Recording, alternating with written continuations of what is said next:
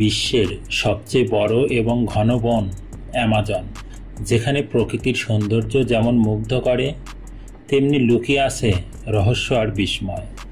এই বনের গভীরে আজও কিছু মানুষ আছে যাদের জীবন সভ্যতার আলোর ছোঁয়া পায়নি।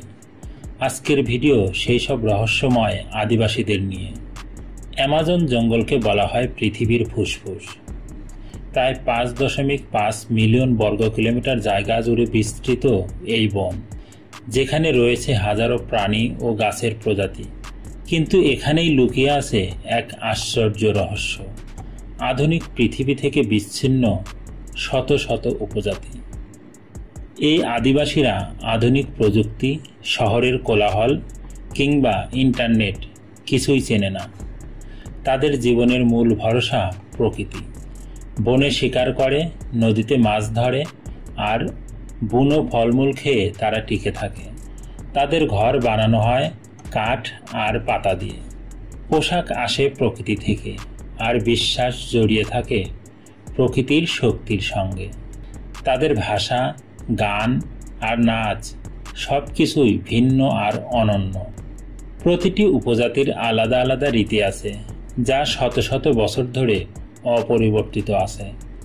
হয়তো প্রশ্ন আসতে পারে, কেন এই মানুষগুলো এখনো সভ্যতার সঙ্গে মিশল না?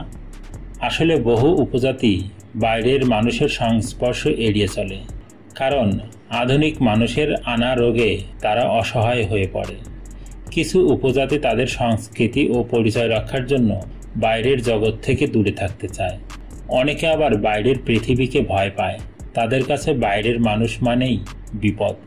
বিজ্ঞানীরা মনে করেন, আজও অ্যামাজনের অজানা গভীরে দশকের পর দশক ধরে লুকিয়ে আছে অচেনা উপজাতি, যাদের নাম, ভাষা কিংবা সংস্কৃতি আমরা কোনোদিনই জানতে পারিনি।